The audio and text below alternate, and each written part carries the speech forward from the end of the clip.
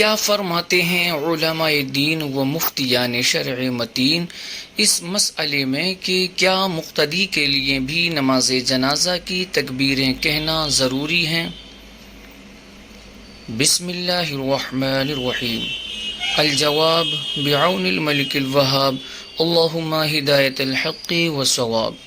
جی ہاں، مقتدی کے لیے بھی نماز جنازہ کی چاروں تکبیریں کہنا ضروری ہیں کہ یہ تکبیرات نماز جنازہ کا رکن ہیں اور رکن ادا کیے بغیر نماز جنازہ نہیں ہوگی۔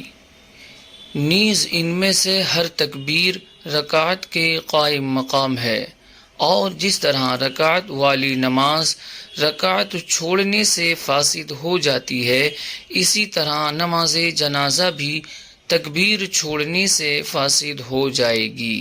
واللہ اعلم تبارک و تعالی ورسولہ اعلم، صلی اللہ تعالی علیہ وآلہ واصحابہ وسلم۔